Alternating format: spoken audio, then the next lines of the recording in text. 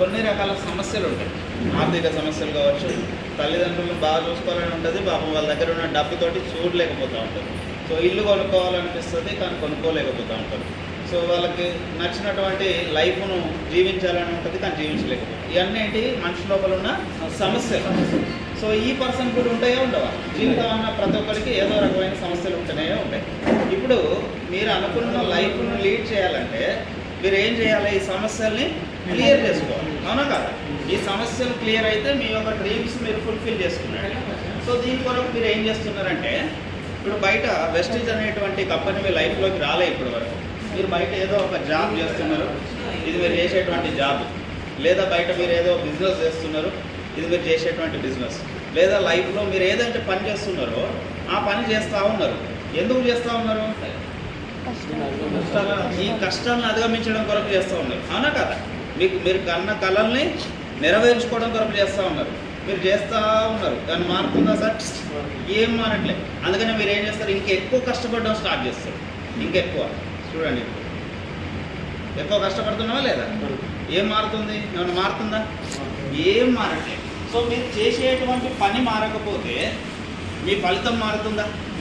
మారదు. మీరు ఇన్ని రోజులు చేసినటువంటి పనే చేస్తూ పోతూ ఉన్నారు. మీ కళలు, మీరు అనుకున్నటువంటి సమస్యలు అన్నింటినీ క్లియర్ చేసుకోవడం కొరకు అదే పని చేస్తూ పోతూ ఉన్నారు. కానీ ఏమైనా మార్పు వచ్చిందా? ఏం రాలే. ఎందుకు రాలే మార్పు? మీరు చేసేటువంటి పనిలో మార్పు రాలే కాబట్టి ఫలితంలో కూడా ఎటువంటి మార్పు రాలేదు. కానీ ఒక వ్యక్తి ఇటువంటి అవకాశాన్ని అందిపుచ్చుకొని పనిని మార్చుకొని ట్రై చేస్తున్నాడు. ఆయన సమస్యల్ని క్లియర్ చేయడం కొరకు పనిని మార్చుకొని ట్రై చేస్తున్నాడు. ఇదేంటిది? వెస్టీజ్ అనేటువంటి అవకాశం. ఈ అవకాశాన్ని అందిపుచ్చుకొని ఒక వ్యక్తి ట్రై చేస్తున్నాడు. చూడండి, ఆయన కళల కొరకు కష్టపడుతూ ఉన్నాడు. ఏమైనా మార్పు వస్తుందా? రావట్లేదు. ఇంకొంచెం వెస్టీజ్ అనే అవకాశాన్ని ఇంకా పూర్తిగా నమ్మి ఇంకా కష్టపడుతున్నాడు. ఏమైనా చేంజ్ వచ్చిందా? ఏమి రాలేదు. సో ఇంకా అలానే కష్టపడుతూ వెస్టీజ్ అనేటువంటి అవకాశాన్ని పూర్తిగా తన లోపలికి తీసుకుంటా ఉన్నాడు. వెస్టీజ్ అనేటువంటి అవకాశాన్ని పూర్తిగా ఏం చేస్తున్నాడు? తన జీవితంలోకి తీసుకుంటా ఉన్నాడు. వస్తుందా సార్ మార్పు? వస్తుందా లేదా? ఎప్పుడు వచ్చింది మార్పు? సీరియస్గా వెస్టీజ్ని తీసుకొని ఆయన లోపలికి వెస్టీజ్ను కంప్లీట్గా ఆహ్వానించినప్పుడు, ఆయన లోపలికి వెస్టీజ్ను పూర్తిగా తీసుకున్నప్పుడు, వెస్టీజ్ను పూర్తిగా అర్థం చేసుకొని దీంట్లో కొద్దిగా సమయం పెంచుకుంటూ కష్టపడుతూ పోతూ ఉంటే ఈ మార్పు అనేది వచ్చింది. మరి మీరు చేస్తున్న పనిలో ఇంకా ఎక్కువ కష్టపడ్డా అదే పనిని ఇంకా బ్రహ్మాండంగా మీరు ఇంతవరకు లేనటువంటి దృష్టితో, ప్రత్యేక దృష్టితో పనిచేసి ఏమైనా మార్పు వచ్చిందా? రాలేదు. పోనీ ఇంకొక 2 సంవత్సరాలు ఇందులోనే పనిచేస్తే వస్తుందా మరి మార్పు? వస్తుందా సార్?